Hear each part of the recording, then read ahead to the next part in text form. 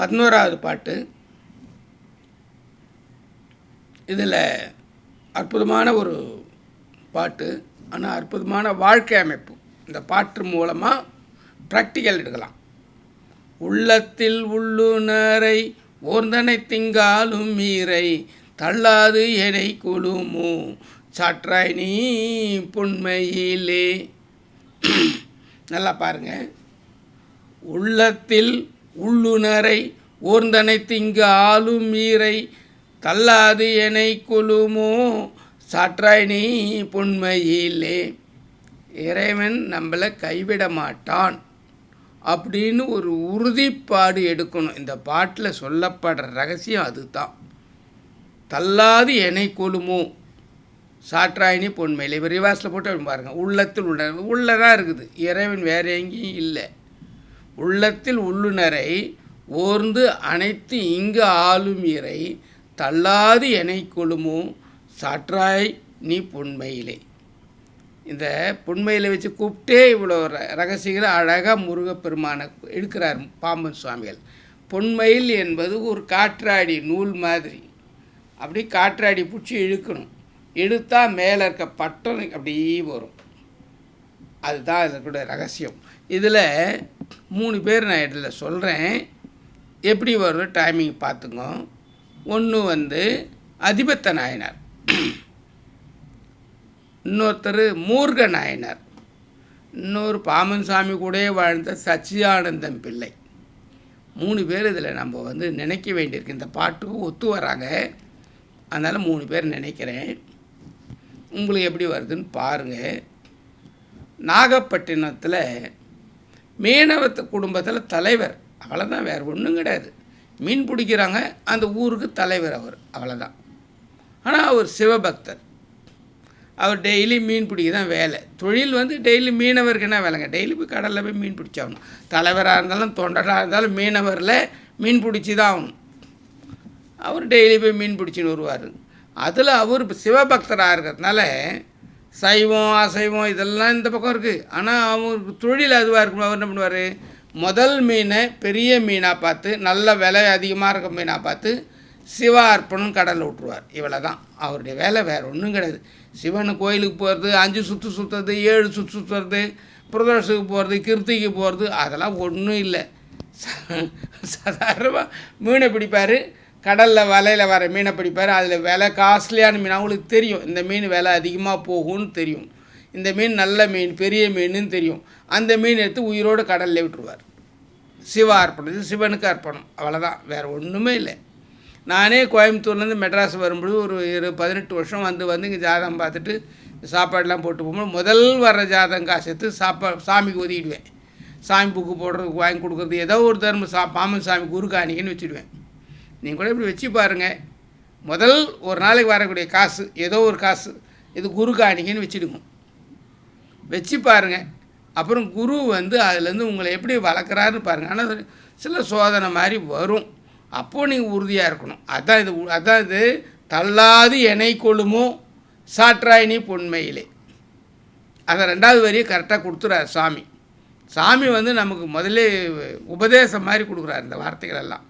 உள்ளத்தில் உள்ளுணரை ஓர்ந்தனைத்து இங்கே ஆளும் இறை, இங்கே தான் ஆளுது, தள்ளாது எனை கொள்ளுமோ சாற்றாய் நீ பொன்மையிலே. அப்போது அந்த மீனவரை மீன் பிடிக்கிறாரு, கடலில் விடுறாரு, ஒரு மீனை விடுறாரு, பெரிய நல்ல மீன், வெள்ளை பிடிச்ச மீன். அப்போ இவருடைய பக்தியை மீன், இந்த சாமி சிவன் சும்மா இல்லை. இவன் மீனை பிடிக்கிறான், இவன் சிவார்ப்பணம் மீனை பிடிச்ச மீனை இவன் கடலில் ஒன்று விட்டுன்னு இருக்கிறான்.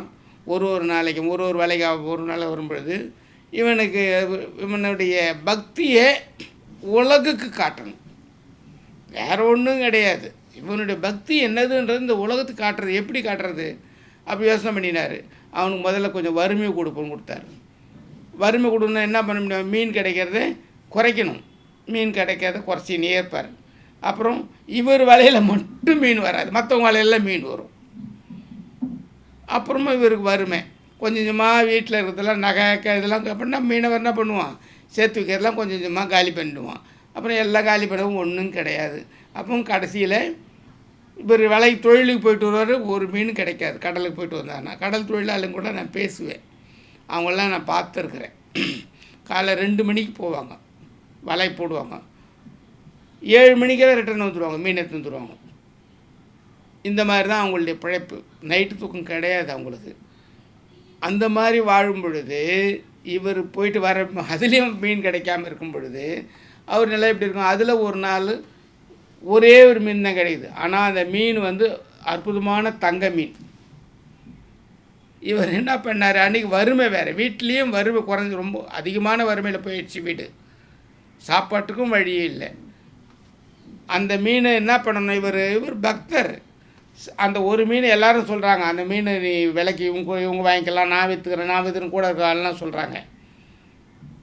மீனவர்களுக்கு ஒரு மீனை பற்றியும் தனித்தனியாக தெரியும். அதில் இவங்க யார் பேச்சும் கேட்காம சிவா அர்ப்பணம் சொல்லி இவர் கடல்லே விட்டுறார். விட்ட உடனே சிவன் உடனே இவர் காட்சி கொடுக்குறார். அங்கே தான் உங்கள் மனம் தடுமாறக்கூடாது. தடுமாறாமல் இவர் சிவார்ப்பணம் விட்ட உடனே சிவன் இவர் காட்சி கொடுக்குறார். அதுக்கப்புறம் தான் இவர் 63 நாயன்மார்களில் ஒரு லிஸ்ட்டில் இவர் வரார், அதிபத்த நாயனார்.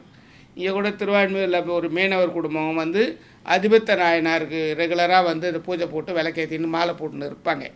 அந்த மாதிரி அது நாகப்பட்டினத்தில் இன்றைக்கும் அந்த மீனவருக்காக அந்த கோயில் வந்து அந்த தலைவர் அவர் வந்து ஒரு நாயனார் மீனவராக இருந்து நாயனார் ஆகிட்டார். அப்படின்னா சிவபெருமான் எந்த அளவுக்கு அவர் கவனிக்க அந்த கோயில் இன்றைக்கும் நாகப்பட்டினத்தில் அந்த கோயில் ஸ்பெஷல் வழிபாடு எதுவும் பண்ணின்னு இருக்காங்க. அதெல்லாம் அது நீங்கள் கேட்டிங்கன்னா சொல்லுவாங்க. அந்த மாதிரி நடக்குது.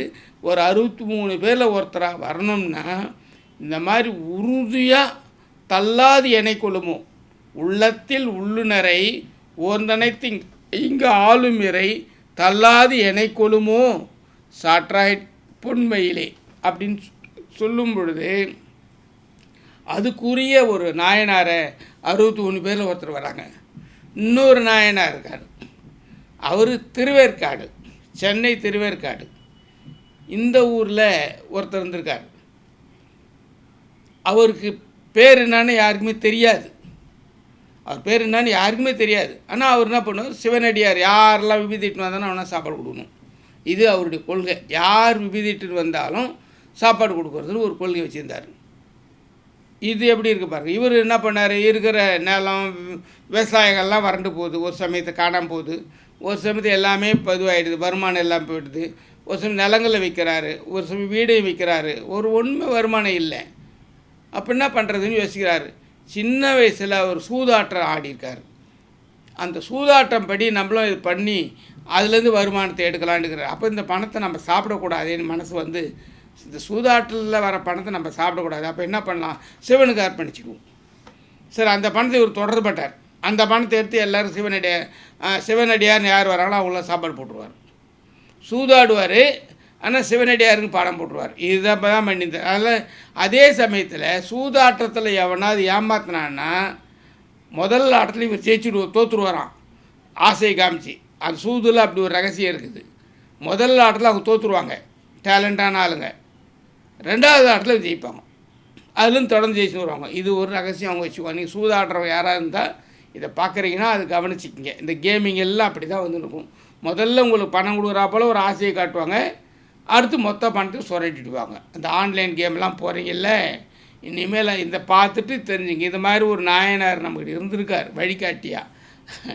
அதனால் அவர் பேர் மூர்க நாயனார். அவர் என்ன பண்ணுவார், இந்த மாதிரி ஏமாத்துறன்னா அவனை வாங்கி கத்தியில் குத்திடுவார். அதே சமயம் அந்த பணத்தை வந்து அவர் சாப்பிடலை, சிவனடியாருக்கு சாப்பாடு போட்டிருக்காரு. அவர் பேர் மூர்க நாயனார்னு பேர். நீங்கள் 63 நாயன்மாரில் ஒருத்தர் மூர்க நாயனார்னு இருக்கார். அவர் திருவேற்காட்டுக்காரர். அவர் இந்த மாதிரி ஒருத்தராக வந்திருக்கார். உள்ளத்தில் உள்ளுணரை ஓர்ந்தனைத்து இங்கு ஆளுமிறை தள்ளாது எனை கொள்ளுமோ சாற்றாயினி பொன்மையிலே. இதே பாமன் சாமி இன்னொரு இடத்துல இருப்பார், வினை எது புரியினும் அனகனை மறவேல். கொலை தொழில் வந்து சைவ சித்தாந்தத்துக்கு பாமன் சாமி கொள்கைக்கு முரணானது, சிவன் கொள்கைக்கு சைவ கொள்கைக்கு முரணானது. ஆனால் மீன் பிடிக்கிறவர் வினை எது புரியினும் செயல், அது வினை எது புரியினும் அனகனே மறவேல், இறைவனை மறக்கலை. இவர் சூதாடுறது தவறு, ஆனால் இறைவனுக்கு அடியாருக்கும் சாப்பாடு போட்டுன்னு போயிருந்தார்.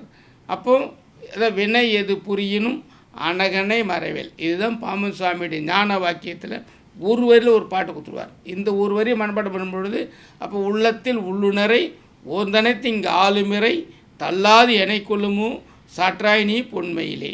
இதே போல் பாம்பன் சாமி கூட ஒருத்தர் வாழ்ந்திருக்கார். சச்சிதானந்தம் பிள்ளைன்னு ஒருத்தருக்கார் இருந்தார். சச்சிதானந்தம் பிள்ளைங்கிறவர் இந்த பக்கத்தில் யாருமே இன்றைக்கி வரைக்கும் கவனிக்காமல் விட்டுறாங்க. பாம்பன் சாமி சமாதியில் இப்படி ஒரு மனிதர் வாழ்ந்திருக்கார், சீடராக வாழ்ந்திருக்கார் அப்படின்றது அவருடைய முக்கியத்துவம் என்ன, முதன்மை என்ன அப்படின்னு யாரும் தெரிஞ்சுக்கிடல. நீ சச்சிதானந்தம் பிள்ளை வந்துட்டு இல்லைன்னா சாமியுடைய வரலாறே எவனுக்கும் தெரியாது.